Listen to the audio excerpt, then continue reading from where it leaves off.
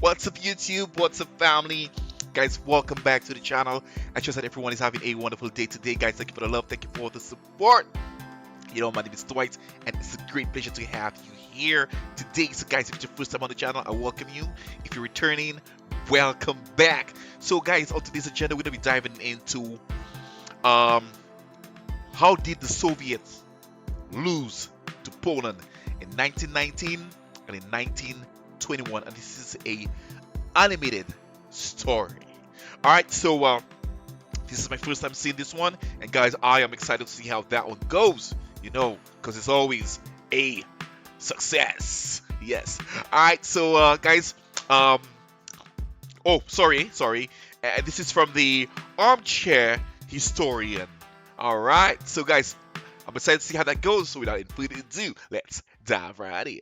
Hi, I'm Griffin Johnson, the Armchair Historian. Like most of you guys know, I love a David and Goliath story, which is why we're covering the Polish-Soviet War.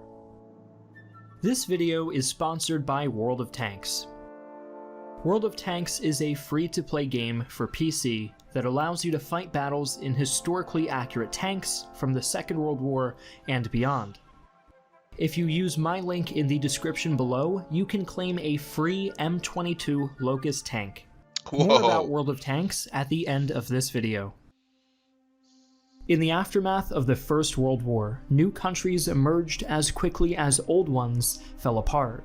The Russian, German, and Austro-Hungarian empires collapsed all at once. The Russian Civil War, which had started in 1917, was in full swing by 1919, and the Communist Red Army in Russia had largely routed the anti-Bolshevik White Army.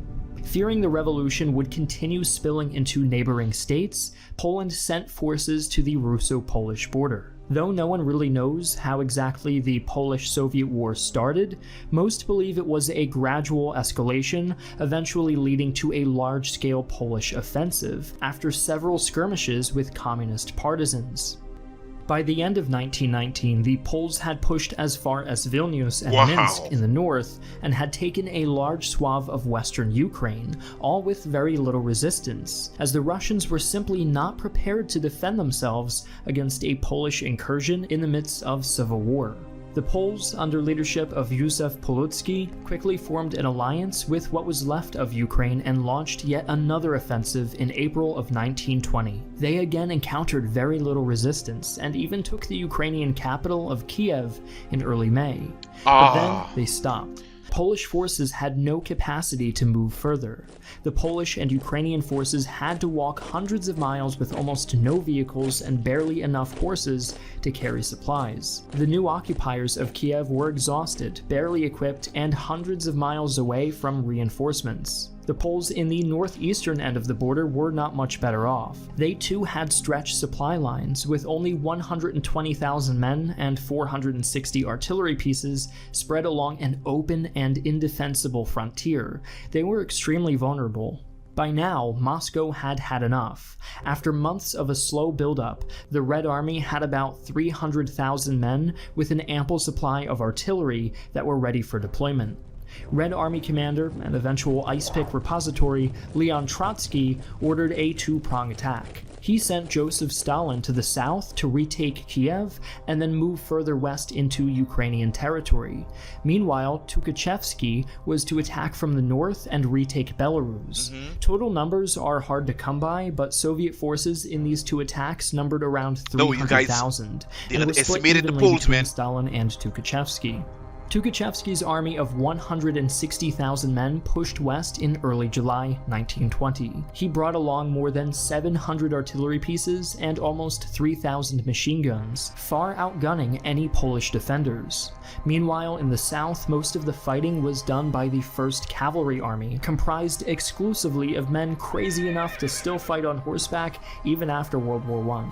They swung around Kiev and captured the city of Brody, far behind the Polish in the first week of August. They then planned to move quickly to Lviv. Stalin's infantry was slower, but they made great advances as well. But how did the Russians turn the tide so quickly? Well, the initial Russian attack was successful due to a combination of three major factors. First was superior numbers. Second was the fact that the Polish were at the end of their supply lines. And third was the disorganized state of the Polish army, having received most of its equipment from other countries. While the Russians weren't extremely well organized either, they were at least able to supply most of their troops sufficiently, at least for now. While the original Russian plan was to just take back the Ukraine and territory that Poland had occupied, Tukachevsky pushed on. The energetic and opportunistic general believed that the proletariat would rise up wherever Russian troops arrived. He planned to destroy the Polish army in the north, take Warsaw, and then spread the communist revolution into Germany.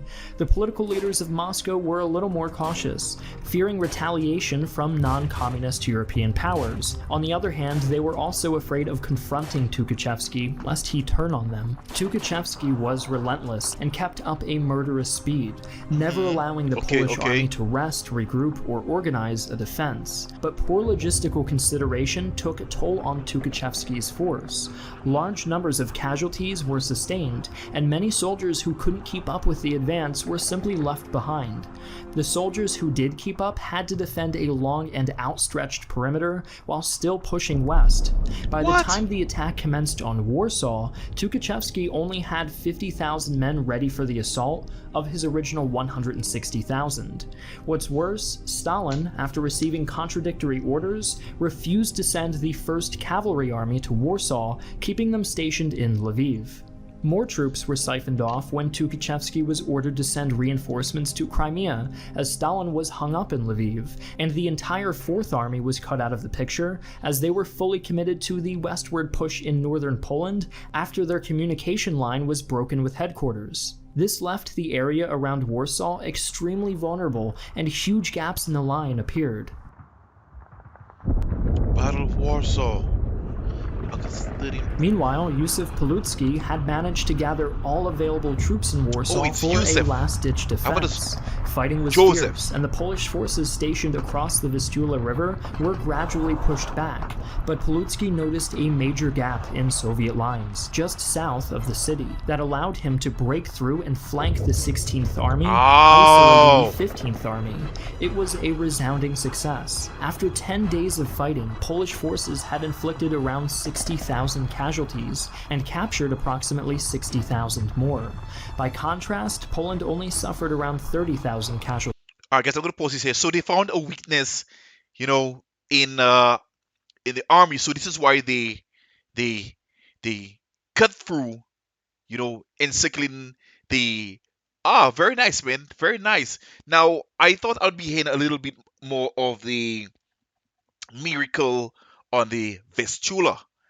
That's the Battle of Warsaw.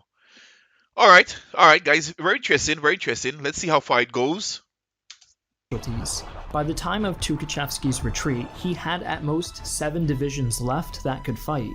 But no worries, the 1st Cavalry Army was finally on the move to help Tukachevsky take Warsaw. Yeah, they were a little out of the loop. By late August, the cavalry was completely surrounded and realized they were invading Poland all by themselves. Right. What followed was yet another Russian defeat at the Battle of Kamarov, Europe's last major cavalry battle. Just a month later, in late September, Palutsky launched a new offensive, relentlessly driving the Russians back, ultimately bringing the Soviets to the negotiating table.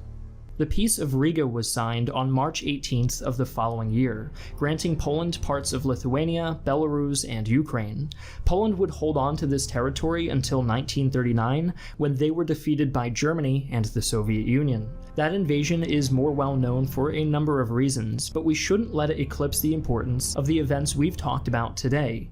In the early days of communist rule in the USSR, it was genuinely unclear how far the new movement might spread, especially in Europe's chaotic interwar political climate. If the Polish had not stopped the Soviets' Western advances, the course of European history in the 20th century might have been vastly different. Everyone is just, I must say, they're underestimating the Polish resilience, man. Guys, I don't know I love you guys, man. I love you guys. I just love you guys. So guys, this is where we come to the end. If it's your first time seeing this one, guys, please sit back, relax, and share, enjoy. Guys, if it's the first time seeing this one, let me know what you think about it. Um, uh, Let me know if anything was left out of that one, because this is my first time seeing that one, and I am here to learn. All right, so I hope you guys enjoy the reaction. If you do, please don't forget, guys, to like, subscribe, share for friends and your families. And if there are any more out there like this one, please feel free to leave it in my comment section, and I will definitely take a look at it. All right, so have yourselves a wonderful day. Stay safe out there, guys, and don't forget to share the love, not the hate. Peace out. Till next time. I love you guys.